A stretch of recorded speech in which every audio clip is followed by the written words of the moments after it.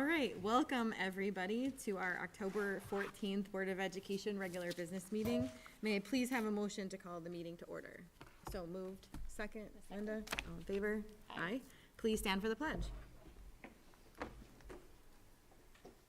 pledge allegiance to the flag of the United States of America and to the republic for which it stands, one nation, under God, indivisible, with liberty and justice for all.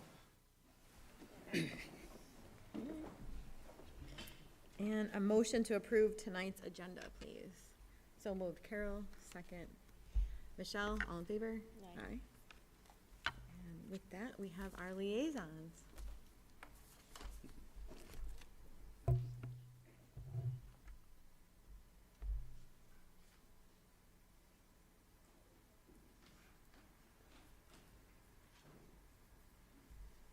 My favorite part. Ooh. Oh. I haven't lost in a long time. Okay. Wait, do I get to pick? So that means you go I first. go first? Okay.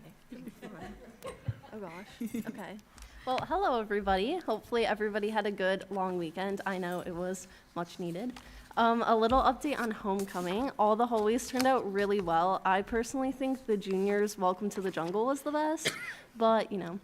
And then during lunches, we also had some fun activities. So we had snow cones, popcorn, karaoke, and Plinko boards on each one of the days. So that was really fun. And then the seniors won the pep rally, of course. I swear they win every year. Okay. But overall, homecoming was a success. And then our music department is having their first concert coming up on October 23rd. This one is a little bit different compared to the winter and spring ones because it is a Prism concert. So basically that means there's just going to be continuous music throughout the entire time, so no breaks for clapping in between. So it's going to hop from each department, so maybe an orchestra piece to a band piece to a singing one, or some smaller group stuff. So that should be fun. And then our autumn fanfare for marching band was a great success. This happened October 4th. I'm not sure how the marching band placed, but I'm sure they did fine. And then I mentioned Mr. Fedor's Earth Science class last month for the humanitarian aid mapping for natural disasters, but this month he's doing a food pantry collection contest in his classes. So whichever class brings in the most non-perishable foods wins some fun kind of party day. And the class in first place right now has so far brought in 324 items, so that's really good. And then on the theme for Halloween, NHS is doing a trunk or treat on the 19th, and they are also encouraging people to bring in new unwrapped toys to help the Pirate Toy Fund. So that is something fun, but also for a good cause. So that's all I have. Great, that's great. All right. Hello, everybody. It's good to be back. We had such an exciting month filled with so many exciting things. A few weeks ago, I had my last ever Spirit Week, which was kind of sad, but I also really enjoyed it. It was definitely one of the best Spirit Weeks I've had, which could be slightly biased because it's the first year that my class won. Like she said, the seniors always win, but we've been in last place for too long. Our Spirit Week days were super, super fun for the seniors. On Monday, we had Senior Citizen Day, which I went all out. Titan Tuesday, and then holidays, the seniors were New Year's. And Thursday was Ancient for seniors, which is also annual. And Future for all of the other grades, so it was Ancient versus Future. And on Thursday, it was also our homecoming night, and then Friday was our prep rally and class color day. As I said, the seniors did win, but the juniors almost got us. That night was also our homecoming game where we beat Fairport, so it was just overall really lucky week for us. During the week to replace phones, we had a photo booth running during the lunch blocks. I have 5 of them in my bag of the little strips. Previously in the month, we also had our big football game against Schrader, where we won. Our varsity won for the first time in I've heard different things, but I heard I heard it was the first time in either 7 or 10 years. Yeah, 10 years. 10 years, which is super, super big. These past few weeks we've also had college representatives come and talk to juniors and seniors, and we also had our annual college fair. Model UN is also preparing for our Hilton Conference coming up on November 1st and 2nd. And I'm also happy to announce that me and my best friend Colleen Weller started a new club at Thomas called Movie Club, which we've been wanting to do for so long. And we're already in like 5 different clubs, and we were just super excited to kick this off, and we'll be starting that later this month.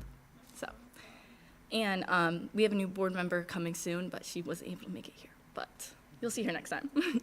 And that's all for us. Thank you. Nice job.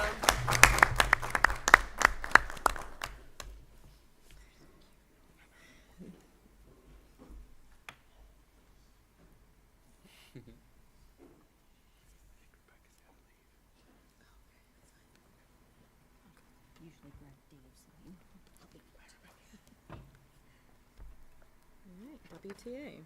All right. Good evening, everyone. Hi. You guys do such a great job. Thank you. And because of that, we have this theme tonight of behind the scenes, the Spirit Week, the behind the scenes of everything going on. You know what it takes to pull off that week. It's been probably over 100 hours by each class.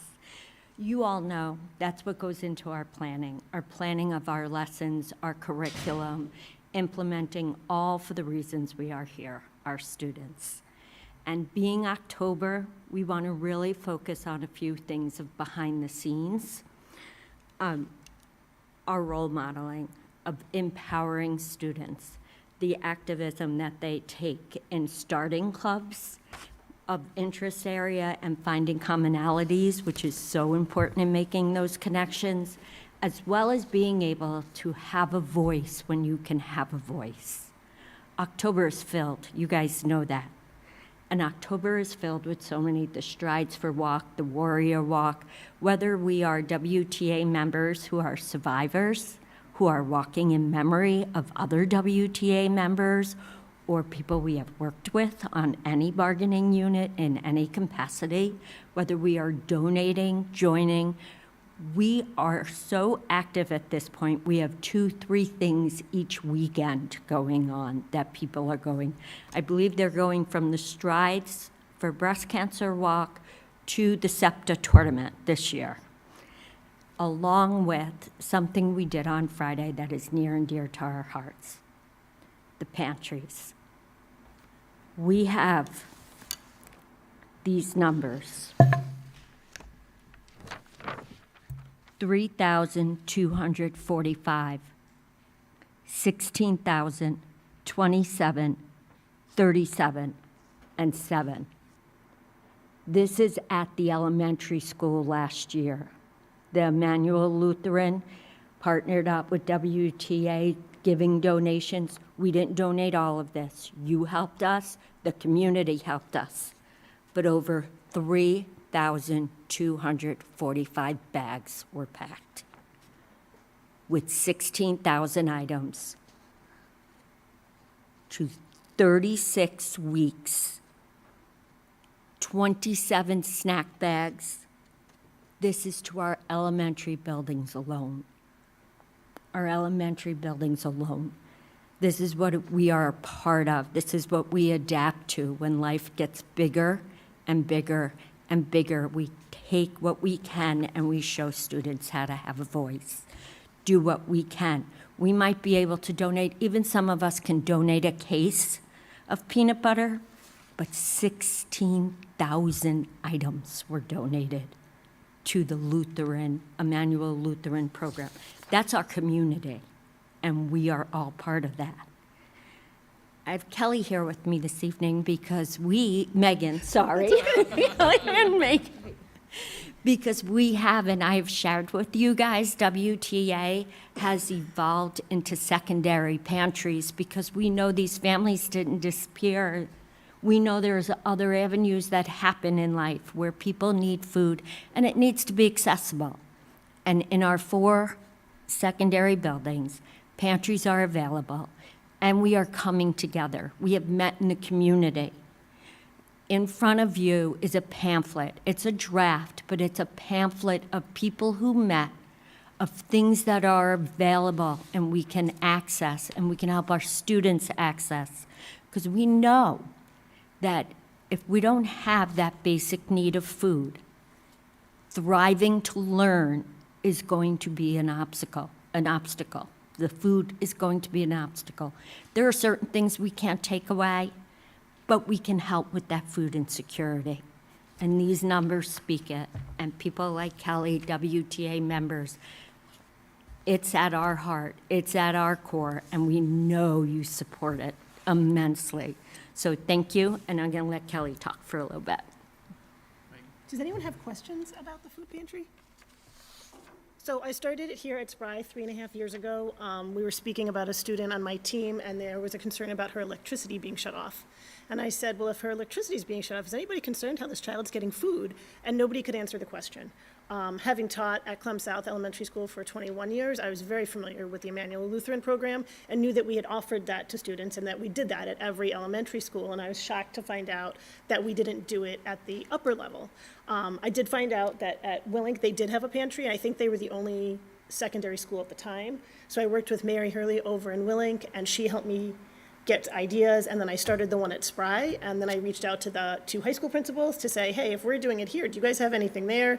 And then their program started, so like every building now has something, either Emmanuel Lutheran for elementary or a private pantry within your building if you're secondary. Last year, Marjorie from Hope reached out to myself and the other food pantry organizers here at Willink, and we started the Webster Food Insecurity Coalition. So it's really looking at all of the organizations because there seems to be a lot of need in Webster, and the need has been growing the last several years.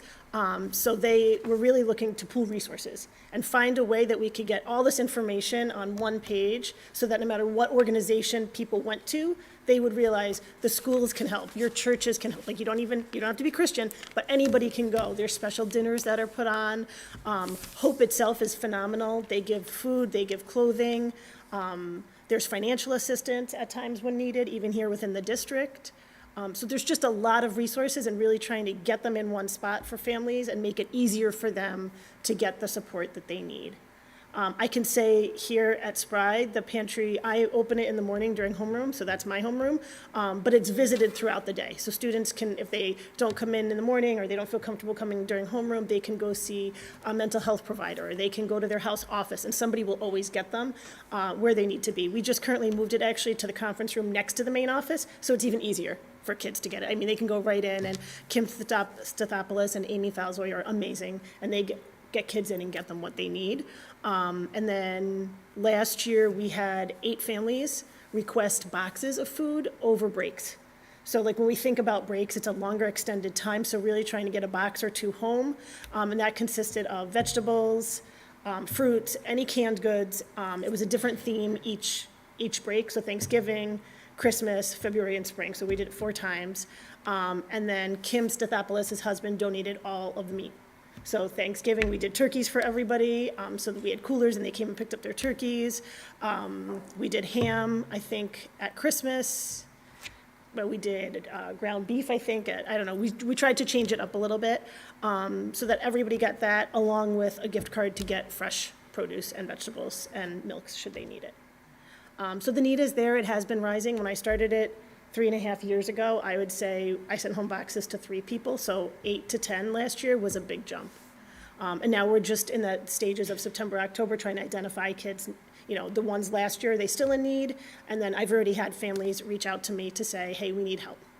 I've got 1 child at Spry, and I've got another on the way, and how can you help us? So then also we reach out to, or at least I do, Jamie Buss runs the organization, so she used to be a Clem South parent, and her kids are my kids' age, so right away I shot off an email to her, like, can we get assistance at Christmas time? And she was like, absolutely. You take the information, even though the due date was like the next day, she was like, just get them on the information and we'll take care of it. So we'll work as a school. I believe that our students' council adopted, so we did it last year, and then everybody in the school and all the kids and teachers like get stuff and then get it home to kids in need. So it's been going well. It gets better each year. The longer you do it and the more you start to think about how a pantry runs. Specifically, there are kids that don't live in apartments. So if they're living in a motel room, they don't have access to a stovetop. So like pasta is something that's often donated, and I'm like, honey, do you want to take some pasta and sauce home? And she was like, no, I don't have that thing. And I was like, what thing? And she's like, that thing you cook it on. And I go, stove? And she goes, yeah, I don't have a stove.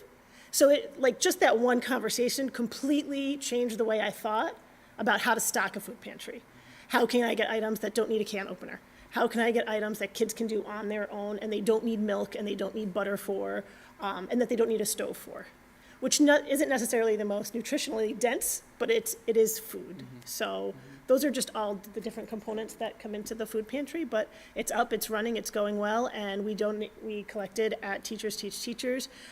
So I worked with Craig Johnville, and we, got everything boxed up and then brought it back to each of the schools. So that was huge. That was a huge thing. And then our Spirit Week, our kids here donated. And I mean, they filled the pantry, and then I have like 3 more buckets, which is like 10 times the amount that I had last year.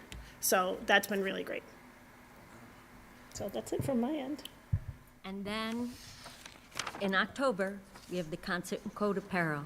So we have avenues to food and we have avenues to clothing, because we know there's a need and we know we got to get it to our students and their families.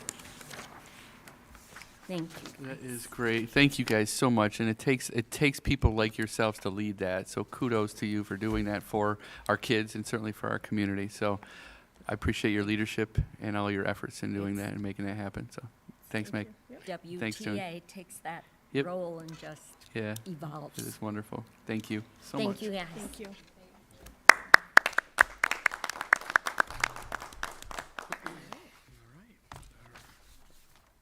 Okay. If I could have my friends, Mark, Brian, Aaron, and Kristen, if you guys could come on up and join. I will begin here while you're finding your place. Mark, if you want to take a seat over near the computer, you're going to end up going first here. I'll call on you in just a second. But first, I want to actually start out my report tonight because I'm just thrilled. I love this time of year, but also it's a great opportunity to pause and celebrate a group of people that make a huge difference in our community, our Webster Central School District Board of Education. This week, school districts throughout the state celebrate Board of Education Recognition Week. And I want to take a moment to thank our board members for all that they do throughout the year for students, for faculty, for staff, and the One Webster community. I have seen firsthand the countless volunteer hours throughout the year that this special group of people dedicate to the needs of our students, families, and our staff members. So my sincere gratitude, and I do know that I speak for everybody around this table when I say thank you so much for serving our district and our community. First, President of the Board of Education, Janice Richardson. Our Vice President of the Board of Education, Linda Dioguardi. Board Member, Carole Barnabas. Not with us tonight, but Board Member Maria Cortes. Board Member Michele Lowe's. Board Member Jeff McCaffrey. Also not with us tonight, but Board Member Dave Metzger. And our 2 new additions to our Board of Education are ex officio student board members, Rebecca and Naya. Again, your dedication and your heart for kids is so appreciated because you guys don't do this for any other reason than for kids, and we really do appreciate that. All right, I'm going to move on to the next item here. We had an amazing event that I want to remind us of, and we welcomed 11 area bands to our One Webster community for the Webster Marching Band's presentation of Autumn Fanfare, and you can see that picture on your screen there. This show featured performances from marching bands across the regions, including our own award-winning marching band, the Pride of Webster.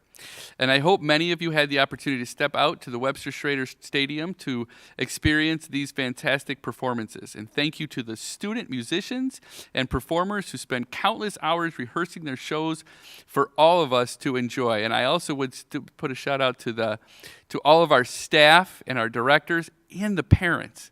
The parents is an army of people that come and help and make that happen. It is so much fun to watch that. And it's not just parents, it's grandparents, it's community members that all are part of that.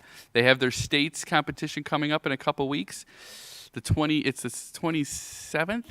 I'm looking over at Heather. It's a Sunday. Is it that the 27th?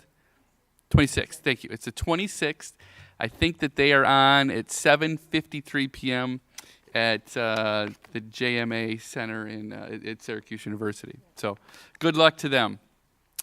We also recently hosted the district-wide 4th grade fun run and our 5th grade orienteering day.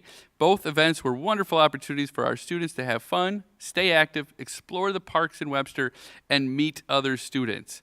And we are so grateful to our dedicated teachers, our staff members, our parent and student volunteers, the Webster Police Department, Fleet Feet, and the Town of Webster for this collaborative event to ensure that all were successful. So thank you very much for that. And now it's my honor to welcome this evening Principal of DeWitt Road, Mr. Mark Schichtel, Principal of Willink Middle School, Dr. Brian Powers, and our 2 Wonder Care directors, Aaron Burns and Kristen Fenton. So I'll ask Mark to take it away from here. Thank you so much. I have to say, the shine never wears off. I love being with you guys. It's an honor and a privilege for us to be able to present for our school and for our district. I was in the autumn fanfare, by the way, at one time when I was a 10th grader and 11th grader. I actually performed in that back in the day. So. What was your instrument? Does anyone remember? I said it before. Tuba. Tuba. I was a tuba player. Okay. I was a tuba player. The tuba was almost as big as me when I started, so that's how. Yeah. It's always the smallest guy on the stage. So today we're really presenting elementary campus news for our school and for our district. And what I would want to do is prioritize the information around the board goals. I know Kate was here last time you guys got together and had a presentation. She talked a little bit about those board goals, and I want to highlight some of those really important priorities. First of all, that we're prioritizing literacy this year and really focusing on that professional development, high quality instruction. We're challenging our students to move beyond proficiency this year, and we're applying data through professional learning communities. That last bullet is really a big one. It's been a gathering point for our school and our district, and really there's some really great things that I want to show you tonight that we're doing to really make these board goals come to life. And those academic goals, increasing percentage of all students to demonstrate academic growth, and that universal and targeted resources. Again, 2 really important things. Those multi-tiered systems of support, again, a priority of our schools and something that our teachers have been rolling up their sleeves and really focusing in on and making it a priority of their day-to-day instruction, and you're going to see a little bit of that tonight. So how are we going to reach those goals? Strengthen our Tier 1 implementation of CKLA. You all know that is our newest curriculum and program that we use at the elementary for literacy instruction. It has revolutionized, at least my building, for sure. The engagement, the excitement that comes home every night, and I hear from parents, I hear from teachers, and how much it's made a difference for our instruction. Administer and analyze DIBELS and diagnostics assessments. That is a one sentence that is so large. The amount of work that has gone into the benchmark assessments that we do, and now the diagnostic assessments that we use to really prioritize students and their instruction. And then the next bullet is really a big one, implementing a walk-to-read model and what I need. That is something that has been probably years in the making, and now is just, I look at it, I'm like, why haven't we done this earlier? It's amazing what we're going to be doing in this coming month, to really focus in on what kids need in their instruction, and then intervening in response with the greatest skill deficits, and we'll talk a little bit about that. So first off, I want to celebrate something that just happened last Friday. It was Superintendent's Conference Day, and the pictures you see, if you see something consistent, you'll see smiles. There was a lot of joy and learning, and I enjoyed the whole day and my opportunity to really learn alongside with our colleagues about a lot of different instructional strategies, really directly implementing strategies that we can use in the classroom right away. What's amazing about this day is it's our teachers, it's our resources, it's the knowledge base that exists in this community that's going to work and providing all teachers with a systematic levels of instruction, strategies they can use and take away from that day.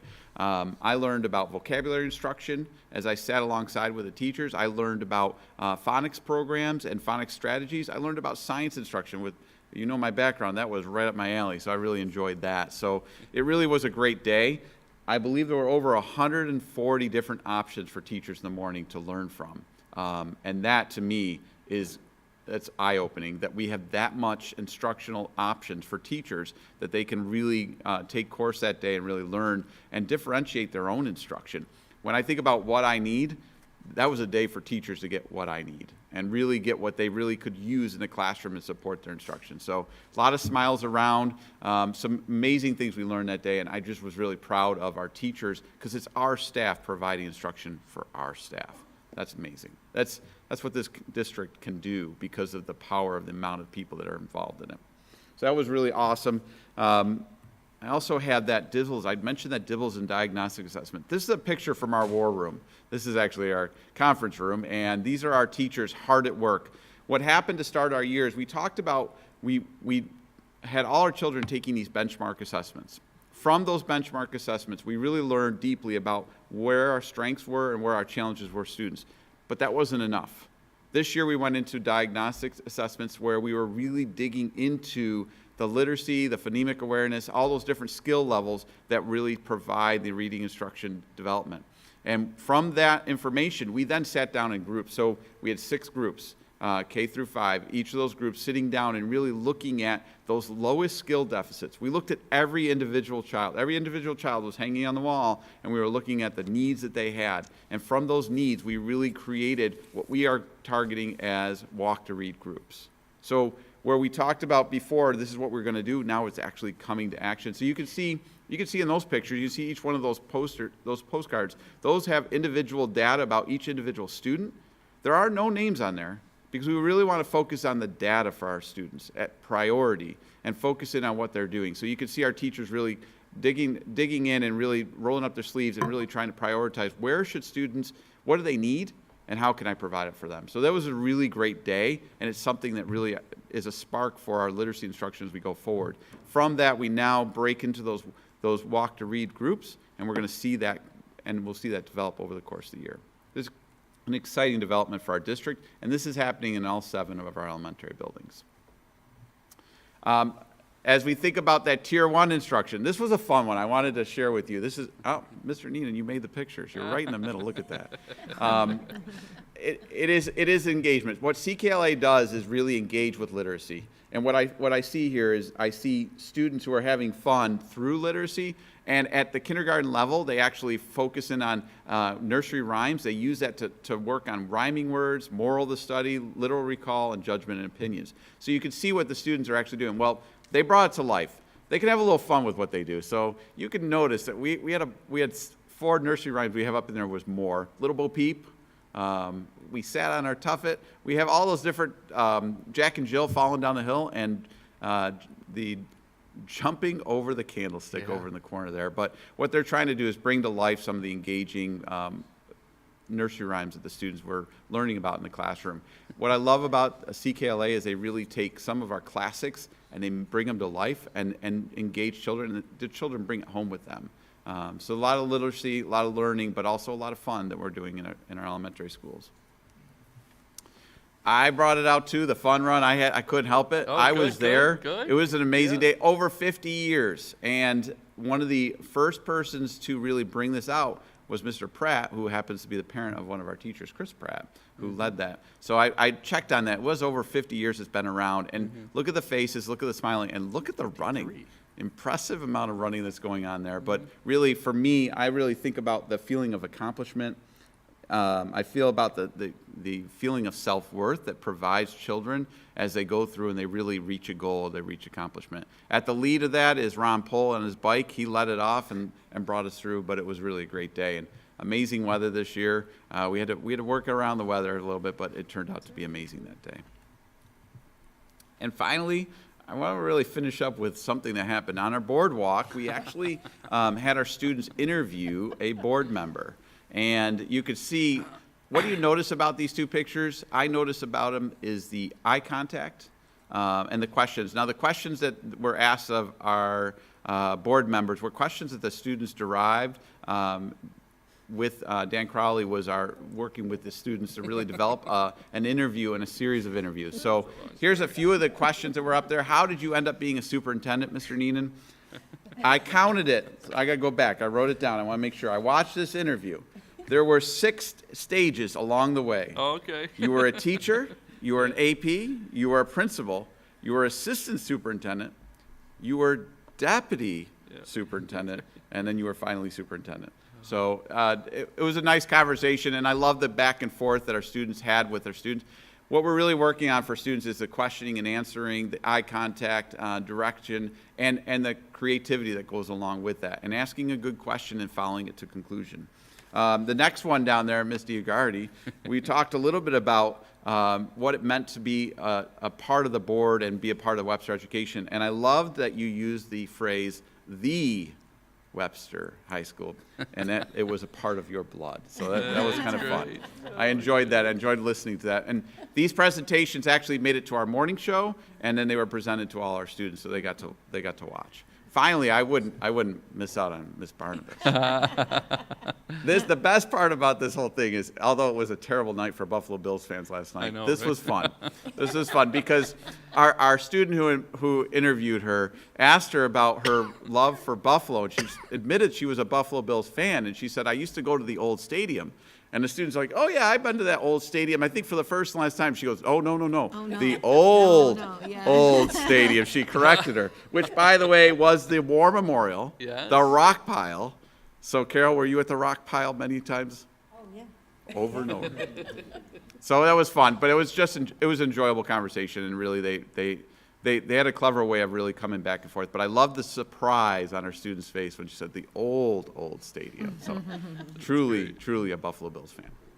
Thank you. Thank you, Mark. Thank you very much, Mark. Actually, as Paul's coming up to switch it over to get Brian's slides up there, Colin was hilarious. So the one thing he said is, oh, and after the interview, he says, and my grandfather was the superintendent. So we had that conversation about his grandfather, who was a great guy and great superintendent. He really was. I got to know him pretty well. Yep. To follow Mark, I'll take the opportunity to just say, not only as a Webster educator, but as a Webster parent of school-age children, the literacy program in our elementary buildings is incredibly noticeable and powerful. I've seen it in my own children in just the first year and month of implementation, and as the middle school principal at Willink, our current sixth graders having gone through that. So hats off to everyone that put that in place. And Mark, I want to thank you for showing me some of the, I don't know if you remember, we sat down last spring and you showed me some of the growth data from our DeWitt students, and it was something to celebrate. So hats off to elementary. While I'm at it, I'm also a big fan of WonderCare, and so I'm excited to hear from them today, but I've benefited from the incredible program these ladies run. Your son made it onto our presentation. Oh, boy. So. All right. Oh, boy. And you know what? Finally, just going off script, which is what I do, thinking about our conference day last Friday, it's like getting Taylor Swift tickets. Our teachers get up at 4 a.m. or whenever we turn that ability to sign up for your different sessions. And I mean, they're up and they're at it and they're trying to get the front row seats or essentially get into the sessions they want. So you talk about engagement, they're certainly engaged. So it was a great day.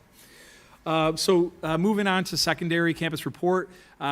October really focused a lot around Board Goal 2, climate and culture.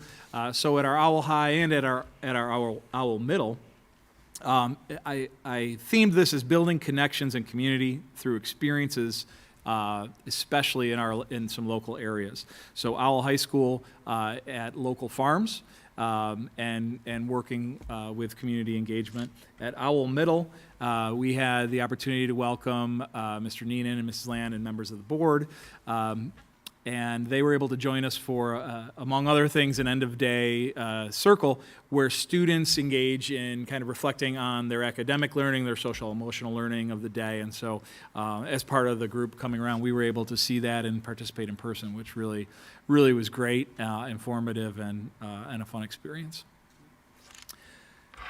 At Schrader and at Thomas, as our student liaison shared, homecoming stole the show over the last couple of weeks and all the preparations that go in, and it's wonderful to see you, and congrats on being a senior. At Schrader, you see some images of the events leading up to and at the homecoming game, including the homecoming dance. building on that, again, in similar ways at Thomas, the Spirit Week, the rallies, and I'm excited to share on behalf of the high schools that they found a large uptick in attendance and participation, particularly at homecoming extracurricular activities, in particular the homecoming dances. And I know, and I don't have Schrader's data, but I know it also shows an increase. Our library circulation has increased this fall, and we're going to keep an eye on that. And correlation doesn't mean causation, but we are interested to know and drill down, and if that is one of the impacts of our distraction-free learning that we are all journeying on this year. So congrats to both high schools in some fun celebrations and for Webster Thomas. Before you go on, can we take a look at that picture in the middle? All right, so I'm pretty sure that's our illustrious principal, right, Mr. Weeder? But the best part of that picture, look at the background. The two assistant principals are in the back just saying, yeah, this is great. Yeah, go ahead, Naya. And a bunch of teachers in inflatable costumes. Oh, okay. All right, okay, all right. It was That's good. hilarious. That's good to know that they were a part of it, too, because the two of them watching him, that's really funny. So, sorry to interrupt, but thanks, Naya. No, anytime. And we're lucky at Willing to share a campus, and so we particularly on this day, we got to be there in volume, if not in person, Yeah. from the fun that was taking place over there. And similarly, at Spry and at Willink, our students and our student councils organize Spirit Weeks to align with the homecoming activities and be a part of the community that obviously this is a big fall event. So Spry had theme days, collections, and some fun activities in school-wide assemblies. Like we saw from our elementary buildings, Spry and Willink are both focused with our building goals, specifically targeting improvement in literacy and growth. And I know our Spry teachers spent faculty time as well as afternoon time on our conference day really drilling down into their literacy goals. Year 3 for Spry, year 2 for Willink of really being on board with this targeted growth and excellence in literacy. So again, it's great to learn from our elementary colleagues who have been going through some changes, and we are on board to continue the work. At Willink, I went a little more specific, just because this was one that stood out to me as a former social studies teacher. But one of our goals is, again, our academic growth goal around literacy, very common with Spry. We also really want to share and find ways to increase engagement and interest in classes, especially in a distraction-free learning environment. And we're really working with teachers who have been great about sharing the ideas and the new tools and tricks that they're putting in their bags. So this was one that came my way, and I just wanted to share it, that teaching latitude and longitude and using the Chromebooks to do that as the old battleship privacy screen, and the coordinates of sinking someone's battleship, teaching the concepts of latitude and longitude. So our 6th grade social studies teachers did this, and I just thought it was a powerful picture of that juxtaposition of technology being really a barrier. Yeah. Not a barrier, but a barrier, and students enjoying and smiling and probably learning latitude and longitude much more deeply than they did when I was teaching it years ago. And again, just want to share Willink specific data. We are seeing increases in our library circulation, which is great, and not trying to say that's directly related to distraction-free learning, but we love to see that more students are reading, at least in our library data. And finally, at Goal, Goal has been off to a great start. And their experiential learning is something they wanted to highlight in the community and surrounding areas, and specifically in the Arboretum, at Strong and at Stokey Farms. But again, taking that learning both inside and outside of the classroom. So appreciate the opportunity to be here, and I want to thank all of you for the time and effort and care you put into the district. Thank you so much, Brian. All right, now Aaron and Kristen. Oh, got to switch it up. Yeah, here we go.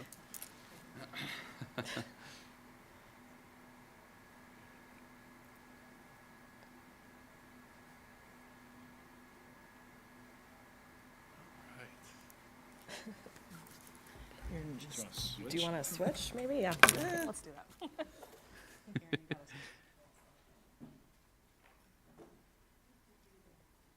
If you guys want to look up there and see who's Brian's son, you could probably pick him out. They look so much Oh, alike. Thank you. So we're just going to kind of talk about a few different things. Go over a little bit of our numbers, our staffing numbers, student engagement, and then a little bit of community outreach that we do through WonderCare.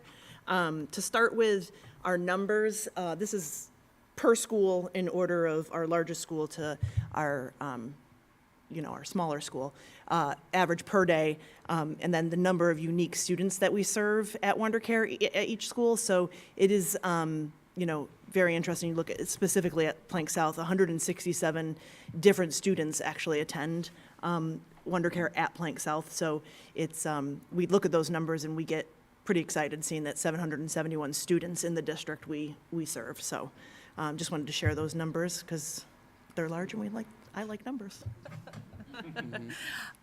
Just quick on our staffing. So right now, at this moment, we have 131 total staff who work for us, and we really couldn't do what we do without them. So they are our backbone. We have a very diverse staff team, too. So we have high school students. We talked a little bit about them last year. We have high school students. We have students in college. We have teachers. We have teacher aides. We have cafeteria aides. We have me and Aaron, no.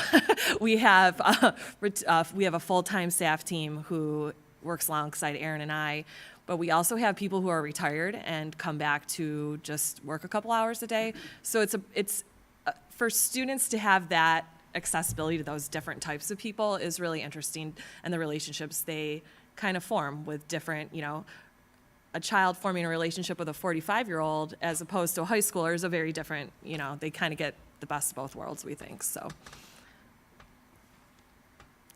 one of our biggest focus this year is on student engagement and the ways we're trying to keep the children involved and their voices heard, because obviously for us, happy children mean happy families, mean happy staff, typically is the way we look at it.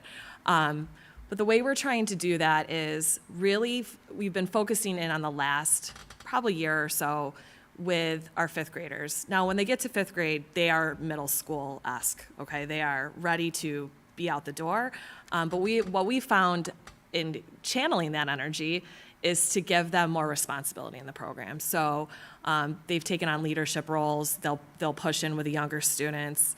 They'll help us do snack. They'll help us do projects, lesson plans, anything like that. So we've had a really great group this year and last year who are kind of taking on those roles. The other thing we've been focusing on this year is surveying the students. So each of our sites kind of tailor a survey that we're giving out to them and how we are doing what they would like to do in the program to an extent, right? So just getting their ideas on lesson plans, activities. Food is the big one. They love food. And different types of things they want to see in the program. And then also with that is what we have found when we talk about our programming and the activities we run is if their voices aren't heard with a specific activity, sometimes it doesn't fly. So we have really focused in on letting their ideas kind of come to the forefront in games and different types of things that they want to see. And then just the last thing is we have decided, I think the last 2 or 3 years, we've picked some local organizations to help out with community outreach and collaboration. And so the top one there is the One Soldiers at a Time that is right here in Webster. And I think, Aaron, you connected us 2 or 3 years ago, and this woman is fabulous, and she loves us. But it's great. We collect, they're in need for toothpaste and hard candies, and then also cards and that we give to that she will then give to the soldiers. And so she struggles a lot, but we went right to her house and donated all the items, and she was overwhelmed. So we felt really good about that, thinking, well, we just filled one trunk, but she was overwhelmed, so that was exciting. And then the last one is Hope House, and I know earlier we had heard a little bit about the food pantries and such. our specific connection with the Hope House is one of the staff that works for us has a connection with somebody there. And when they specifically get low on items, they're telling us specific. So we're actually collecting just rice or just, cereals or just canned food or peaches or something of that sort. So, so that's kind of nice that we have just, can hone in to help fill those gaps of those most popular things at the Hope House. So I think that's it. Yep. Oh, that is fantastic. Thank you very much, ladies. You do a wonderful job. And I'll just actually, the last thing I was going to mention, and Brian and Mark both already mentioned, but our conference on Friday. We had our One Webster Learning Conference on Friday, and it was tremendous. It's such a great day that we started this a few years ago, like the gentlemen were saying, but I would be remiss if I didn't say thank you so much and a big round of gratitude towards Aaron and Greg and Daria and our team. We have a committee that puts that together, but we had over 140 sessions, and like they highlighted, these are our own people. The majority of the sessions are led by our own people teaching each other, which is I think it's a feather in our cap for our district. I really do. It's a unique thing. It's a wonderful thing. So, and then the four of you, thank you so much for your presentation tonight, but even more so, thank you for your leadership. We appreciate what you do. Thanks. Have a great night.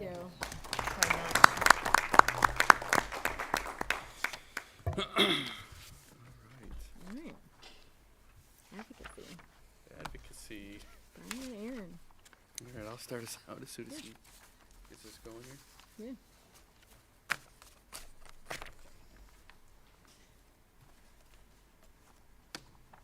Thank you. You all set? Everybody good? Mm-hmm. All right, I'll start us out here. And actually, Aaron, you want to go to the next slide? Yeah, okay. Mm-hmm. First of all, we're so glad to have this opportunity to speak with you this evening about a crucial part of our mission that extends far beyond the walls of our school into the heart of our community.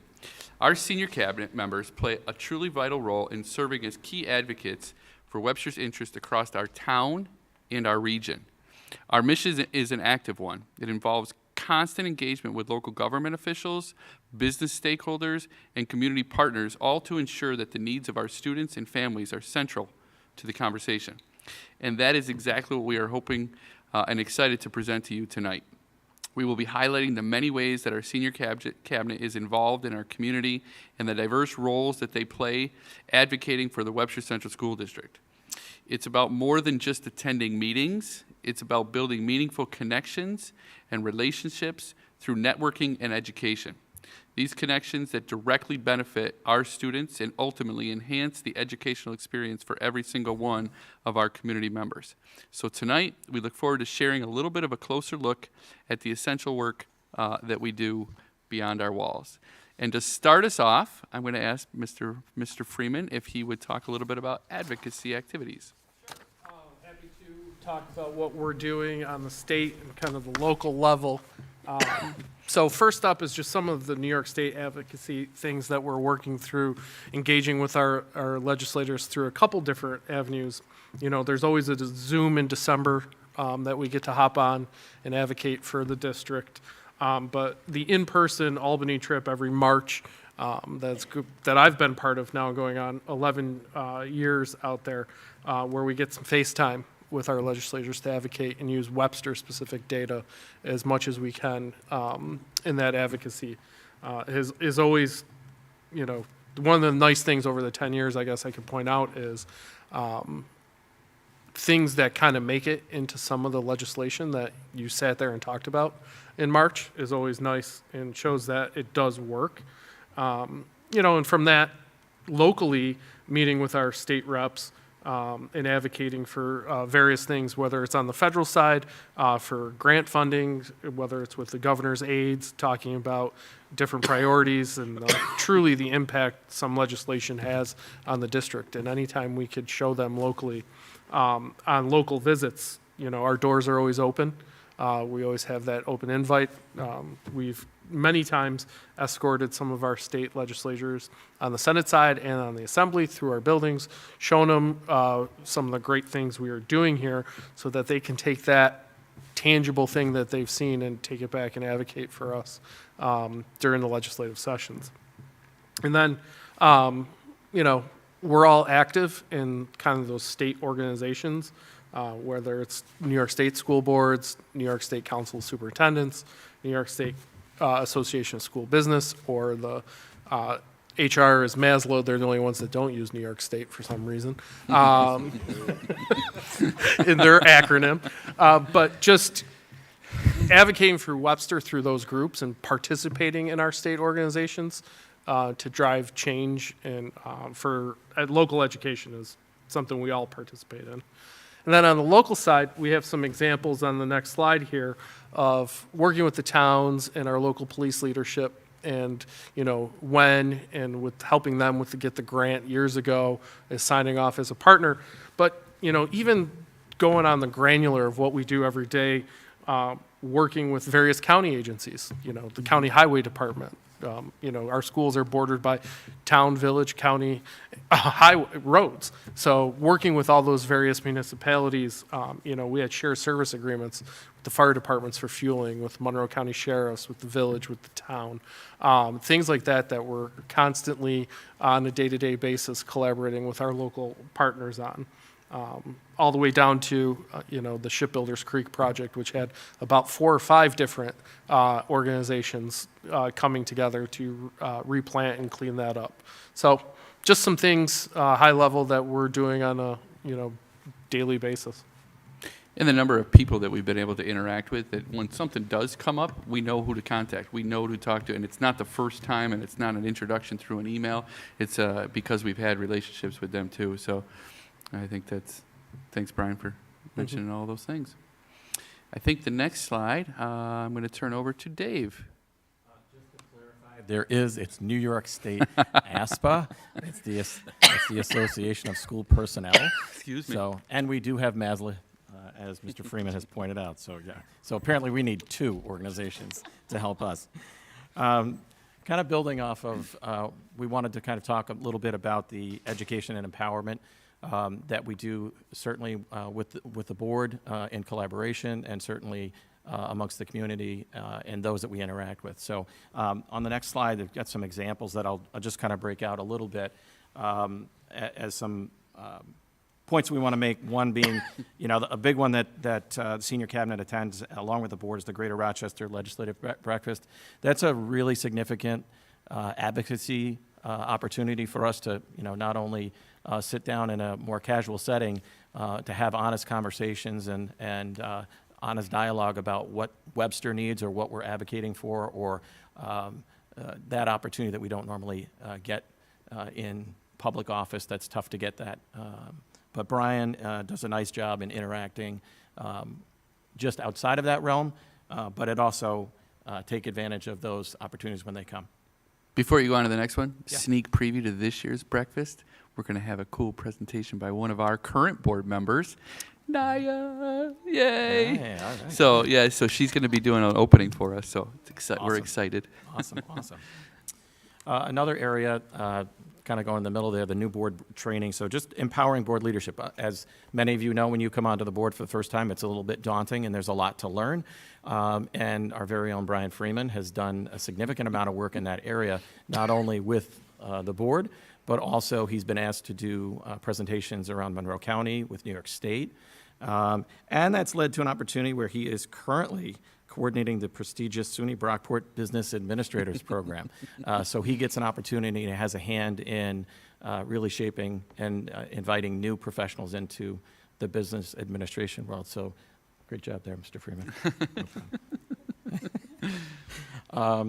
And 2 other items, deepening the community connections, and like to point out Dr. Chowell and the work that he does, tirelessly working and engaging our families within the community, strengthening those ties certainly for sure, and giving families an opportunity to be heard and listened to. And I know he works very, very hard to validate needs and concerns that are raised, and provides that voice for our families in the community. So thank you, Dr. Chowell.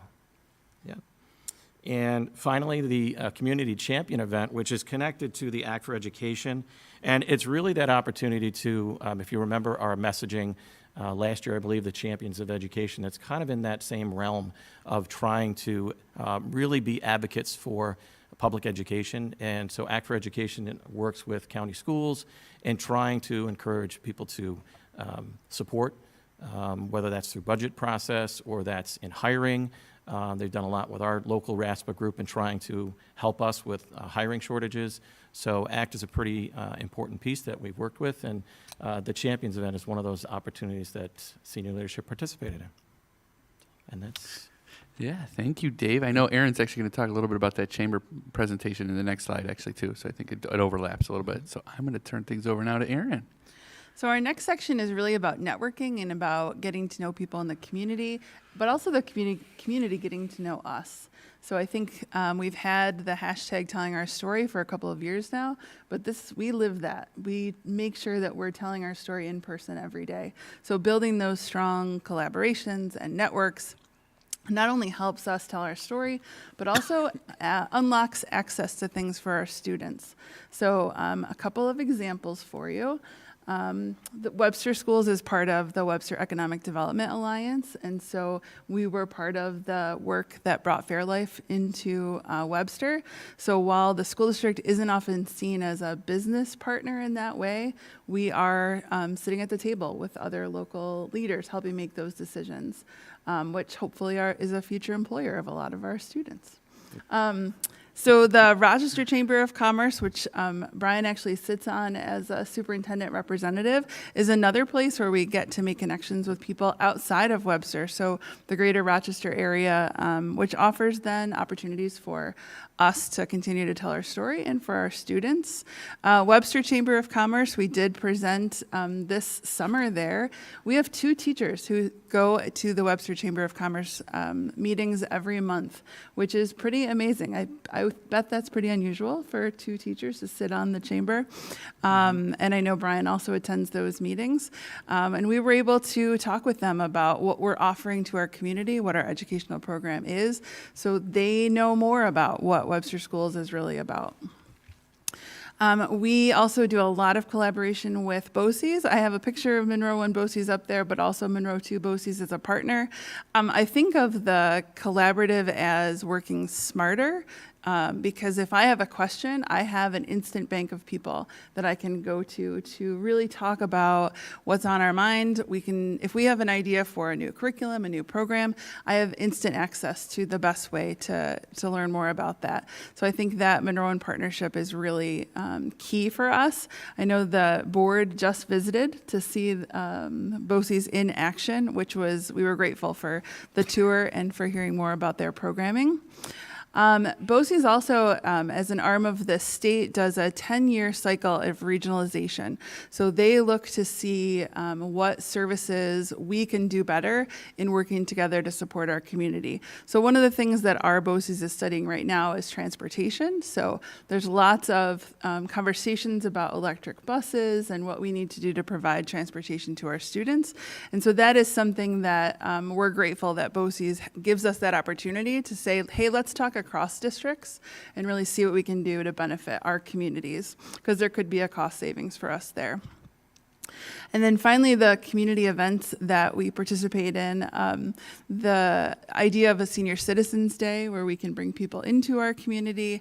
I think about YEA and all of the connections that have grown over the last couple of years. I think the networking that we're doing is helping the community understand what our business is and growing all those opportunities. Thank you, Aaron. The next slide is about community involvement highlights. And so I'll just highlight these 3 in particular ones where there are many, but these are just 3 examples. I actually recently had an opportunity to go to a legislative partners breakfast with Congressman Joe Morelli and the Western New York Optics Workforce, and it was sponsored by the American Center for Optics Manufacturing.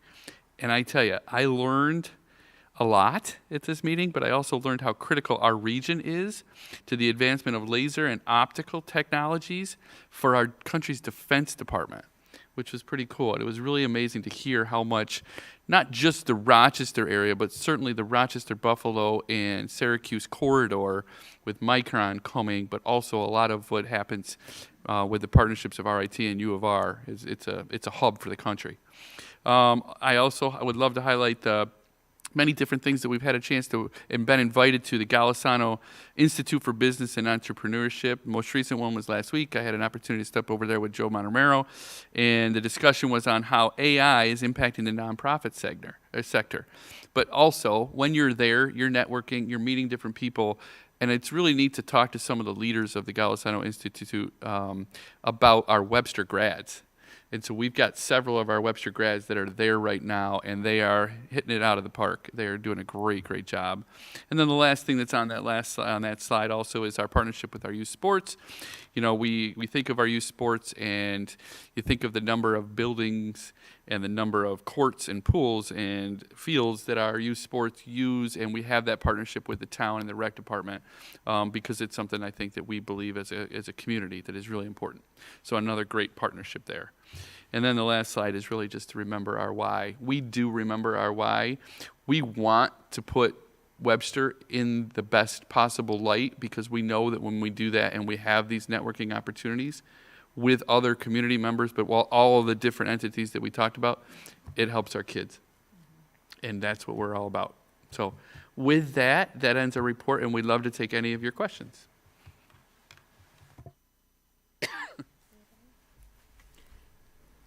For the size of our district and town, whatever, I don't think anybody could do it better.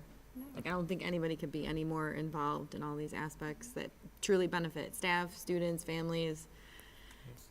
I give you guys so much kudos because it's a lot, and you do it well. So, yeah. Thank you very much, Janice. Thank you for all you do Thanks. to advocate and to tell our story and to make sure that our students and our staff get what they need.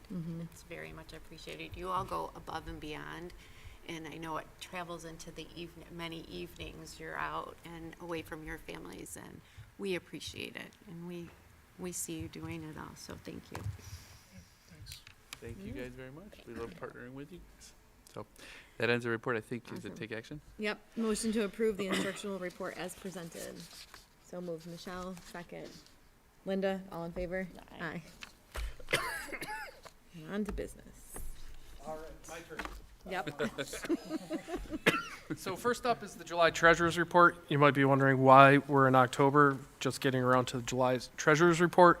It is unique because we have to close the books, which is coming up next, on June of 2025 before we could start the books on July of 2025 with the fiscal year changeover. And so we don't do the accounting for July until the audit is completed. So that's why it's always a little behind schedule because the audit doesn't get completed until we just had our audit committee draft at the end of September. So just one unique thing about July, pointed that out. And then if there's any questions on anything from the summation, let me know.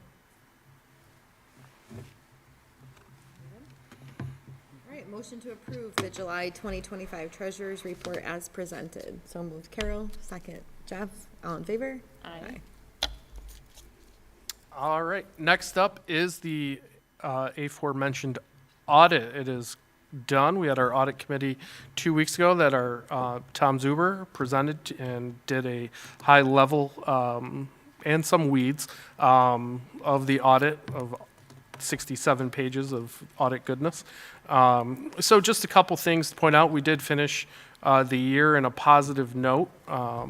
We got an unmodified audit opinion, so it was clean. Just a couple things we have to clean up on the management comment letter when it comes to purchasing that we're going to be a little more stringent with that they pointed out. So the corrective action is in there as well as the executive summary for everybody that kind of summarizes the financials. So any questions, follow up from the summary I put together on that? It's true. You did live it. All right. Motion to approve the final audit and corrective action. So moved. Carole, second. Jeff, all in favor? Aye. Change order. And the last is a board approved change order because it's over the $35,000 state limit.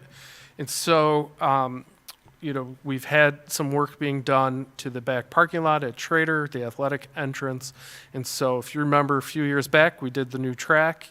And so and actually Pooler did a lot of the work for that as well. They were the low bid. So we started having some conversations about the throwing area with Sean Streggy, the Schrader AD. That is kind of, it's to the south of the parking lot there. He brought some safety concerns forward. It was an area that we did not touch when we did the track, just because there's some multiple fields over there, and so we kind of left that one hanging out there. And so we threw a couple ideas down on paper with Labella and asked Pooler to take a look at pricing this out to improve that facility for some safety reasons. And so they did, and it checked out. So we're presenting this change order to you guys tonight to increase their contract to get this work done. It's within the contingency budget of Schrader for this, so there is funding available as part of the project. So questions on any of that? How often does something like this happen? If this A change order like this, Yeah. I'd say for a project this side, probably like 3 or 4 times we'll get into something and be like, all right, now's the time we should look at doing that.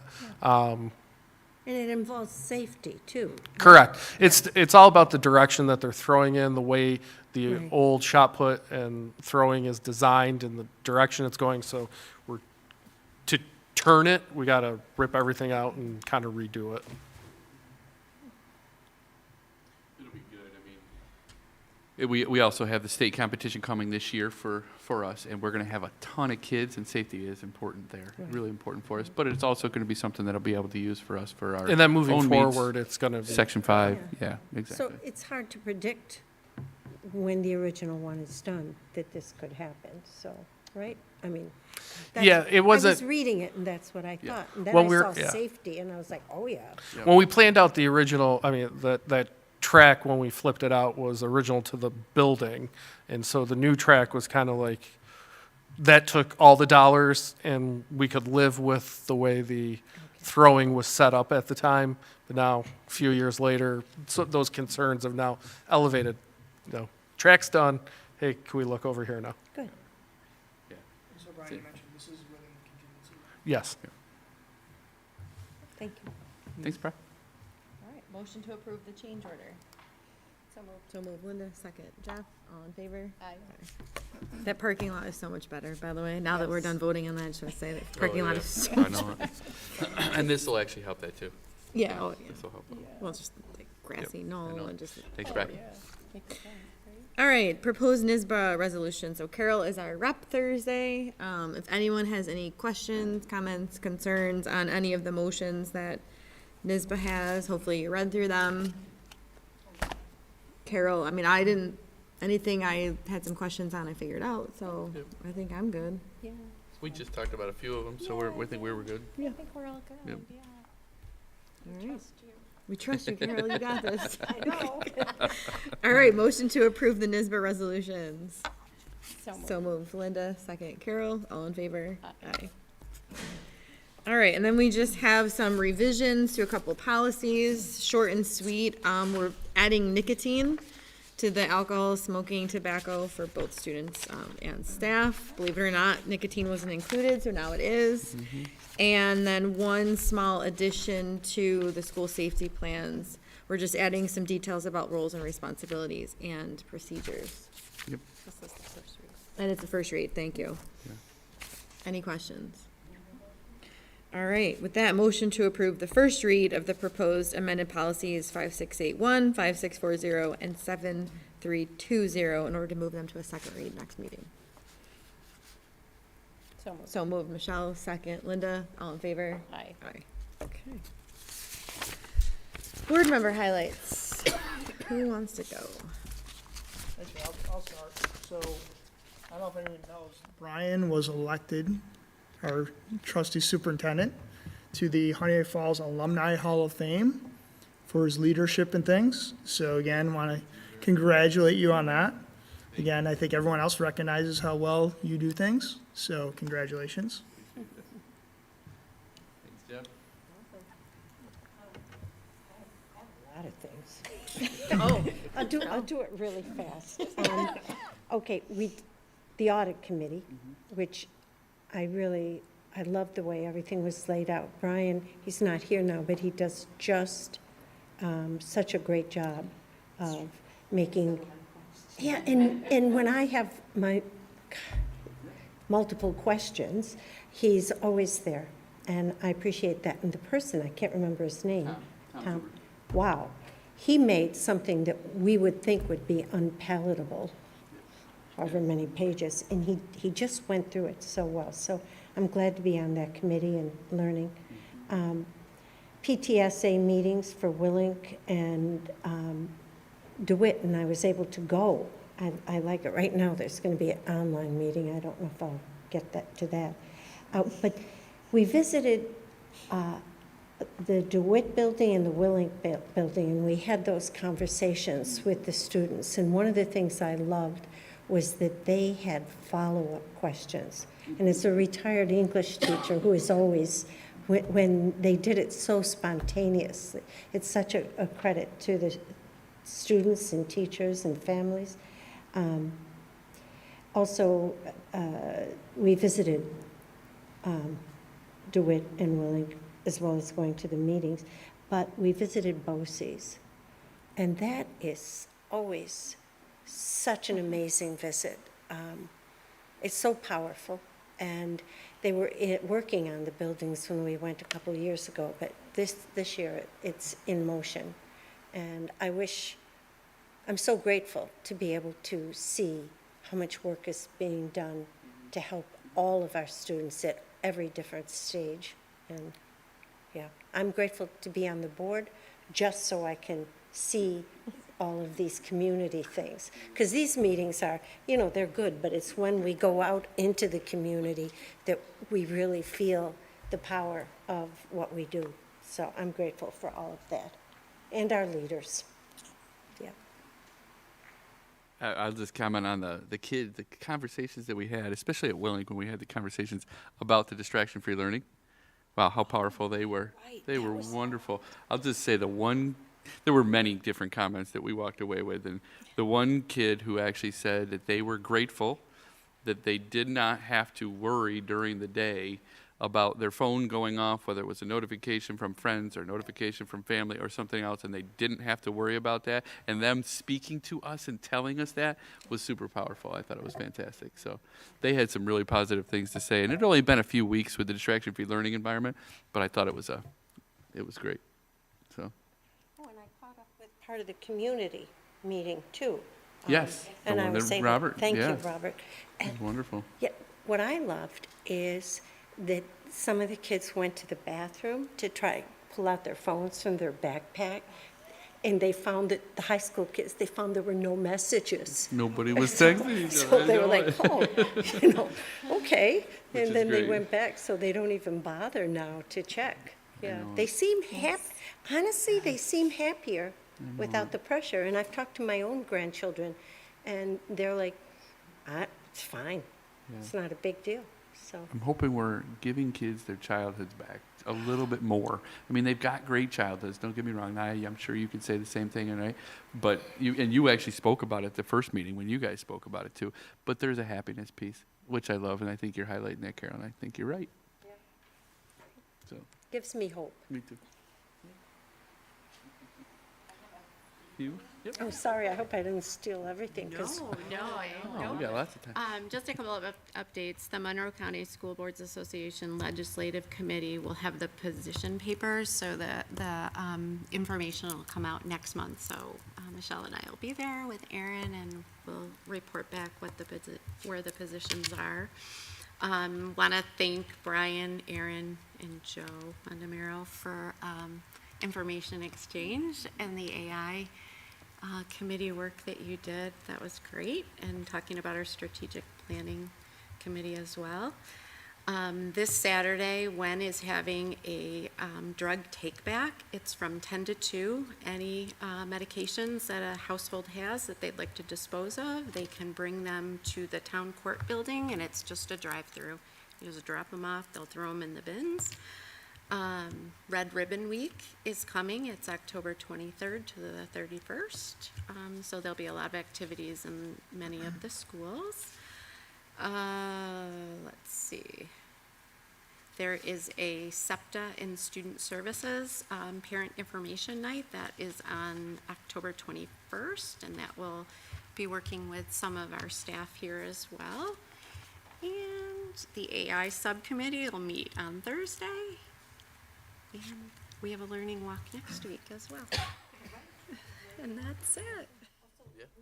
To another information exchange, which was good, with Hilton presenting the community partnerships that they have there, which when I wasn't sure of what all we had here, but we have most of it going on here, community partnerships. Lots of things. That's good. I think the only thing I would add, obviously PTSA, Plank North, Spry, State Road, I want to commend what PTSA is doing.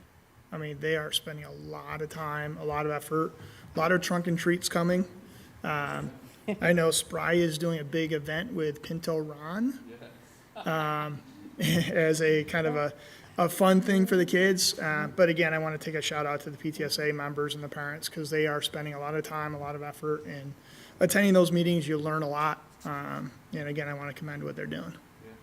Principal Callahan's gonna get some ketchup and mustard all over here if the kids get if they raise so much. I know that'll be fun. Awesome. Not much else to add. I mean, every other month, board presidents meet, so that was September, and then every other month, board presidents with their superintendents meet, that was last week. It's always good to chat with other districts, kind of see what's going on, run things by each other, catch up to date, like we talked about the position papers. So they're always very informative. Yeah, exactly. So, that was good. Very good. All right. And then brings us to consent agenda. Any questions, comments on the consent agenda? Awesome. So with that, may I please have a motion to approve tonight's consent agenda? So moved, Jeff. Second, Carole. All in favor? Aye.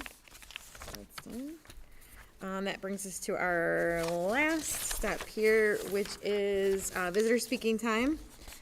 So I believe we have someone signed up to speak tonight. So just friendly reminder that board is ready to listen, to share your ideas. You have up to 4 minutes. The light is there, the green, the yellow, the red, not an issue, but just so you know, it's like, yellow is a minute, I think, counting down, red time is up, but it should be right there. Yep. And I think we're good to go. Yeah, so you want to announce it there, Heather? Name, just so we know. Perfect. Wonderful. Thank you. Good evening, everyone. My name is Sarah Engel. I am a parent within the district. I'm also a former student at Schlegel Road. Go Tigers. I was the first 7th grade class in Willink, and I'm a Thomas kid. So it's wonderful to continue to stay in the Webster community and now just be a representative in the role of a parent. So I'm here tonight to talk just a little bit about an initiative which some of you might be familiar with. It's called the Wait Till 8th initiative. There was a lot of talk around this movement 2 summers ago about when the Anxious Generation book had come out. I thought about bringing it, but I was like, oh, then I'm like waving this book, which is not the vision that I'm going for, but definitely where a lot of that research came out of. And then Jonathan Haidt, so H-A-I-D-T, is also doing just additional research in that gamifying of education and all of these different pieces, right? And so I think there was a lot of conversation when that book first came out, and I know a lot of administrators, I know Mr. Schichtel is behind me, so apologies, Mr. Schichtel. He's been a fantastic partner in terms of making some movement in the DeWitt Road School, which is where my kids go, 2 of them at this time, and then another one will join in a little bit, and that has been great. But I've been experiencing they're really interesting conversations with parents. I think whenever we're bringing up smartphones, which I think maybe we're anticipating with the ban-to-ban legislation or bell-to-bell legislation that had come forward. And so my goal in speaking tonight about Wait Till 8th is to help increase awareness about what this initiative is.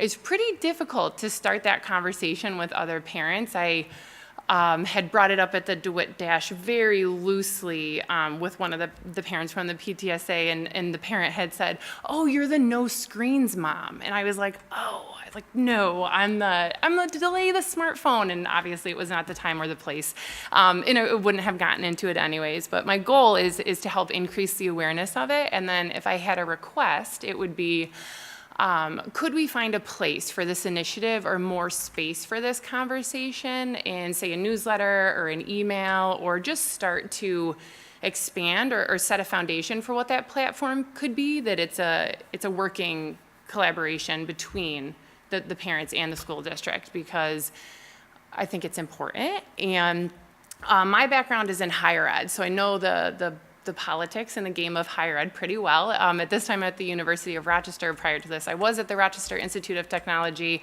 in public health. So in public health, we talk about looking upstream, and it's pretty important to me. And while Abigail is only in kindergarten, I think it's never too early to start that conversation, especially coming off folks who have iPads as early as 2 and 3 years old. So I'll stop talking, but that's what I wanted to share a little bit.